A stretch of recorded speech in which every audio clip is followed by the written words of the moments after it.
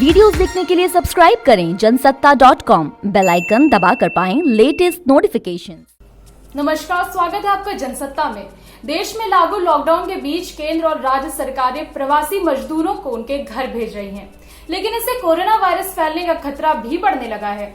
दरअसल दिल्ली से बिहार जाने वाले हर 4 में से एक शख्स की रिपोर्ट कोरोना पॉजिटिव आ रही है।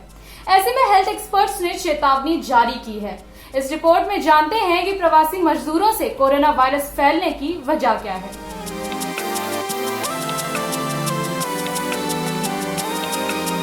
गौरतलब है कि कोरोना वायरस फैलने से रोकने के लिए देश में लॉकडाउन लागू है।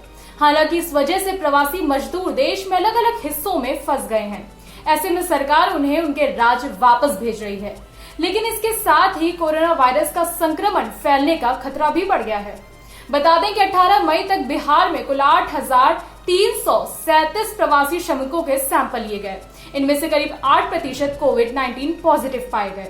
ये खतरे वाली बात इसलिए है क्योंकि राष्ट्रीय स्तर पर कोरोना इन्फेक्शन की औसत दर लगभग 4% है।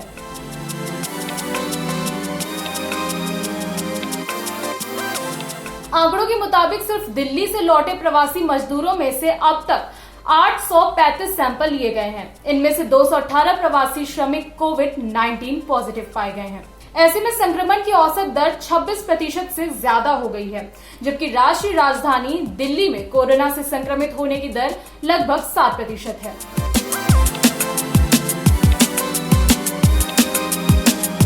बता दें कि पश्चिम बंगाल से लौटे प्रवासी मजदूरों में से अब तक 265 का टेस्ट किया गया है। इनमें से 33 लोग ही कोरोना संक्रमित पाए गए हैं, यानी कि इनके पॉजिटिव होने की दर 12% है, जबकि पश्चिम बंगाल में कोरोना से संक्रमित होने की दर 3% है।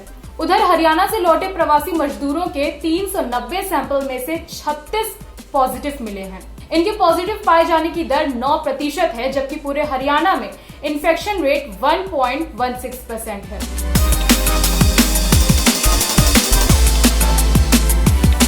दिल्ली और बंगाल को छोड़ दिया जाए तो अन्य राज्यों से लौटने वाले प्रवासियों में से उस राज्य के आंकड़े के बराबर ही कोरोना पॉजिटिव होने की दर पाई गई है।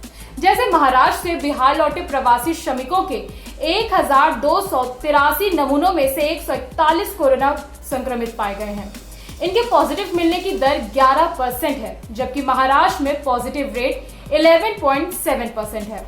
गुजरात से लौटे प्रवासियों के 2,045 नमूनों में से 139 के सैंपल पॉजिटिव मिले हैं। यहाँ इन्फेक्शन रेट 6.8% है, जबकि गुजरात में 7.9% की औसत दर से पॉजिटिव मामले मिल रहे हैं। उत्तर प्रदेश से लौटे प्रवासियों के 704 नमूनों में से 21 लोग संक्रमित पाए गए हैं। इनके कोरोना पॉजिटिव होने का रेट 3% है, जबकि यूपी में ये दर 2.59% है। राजस्थान से लौटे प्रवासियों के 430 सैंपल में से 16 की रिपोर्ट पॉजिटिव है। इनके पॉजिटिव मिलने का रेट 3.7% है, जबकि राजस्थान में कोरोना इन्फेक्शन फैलने का दर 2.24% है।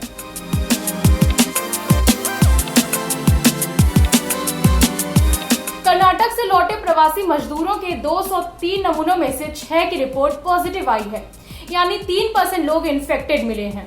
कर्नाटक में कोरोना इन्फेक्शन फैलने की दर 0.78% है। केरल से लौटे प्रवासियों के 219 सैंपल लिए गए, जिनमें सिर्फ 4 लोग ही कोरोना पॉजिटिव मिले, यानी कि इन्फेक्शन रेट 1.8% है, जबकि केरल में ये दर 1.33% है। तमिलनाडु से लौटे प्रवासियों के 57 नमूनों में से 2 की रिपोर्ट पॉजिटिव आई है। यहाँ कोरोना पॉजिटिव होने की दर 3.5% है। वहीं तमिलनाडु में ये दर 3.43% है। उधर तेलंगाना से लौटे प्रवासी श्रमिकों के 367 सैंपल लिए गए हैं। इनमें से 6 लोग कोरोना पॉजिटिव पाए गए। यहाँ इन्फेक्शन फैलने की दर 1.6% है, जबकि तेलंगाना में ये दर 6.6% है। आपको क्या लगता है कि प्रवासी मजदूरों के आने जाने से कोरोना के मामले तेजी से बढ़ गए हैं? अपनी राय कमेंट बॉक्स में जरूर बताएं। देश दुनिया की और भी खबरों से रूबरू होने के लिए बने रहें जनसत्ता के साथ।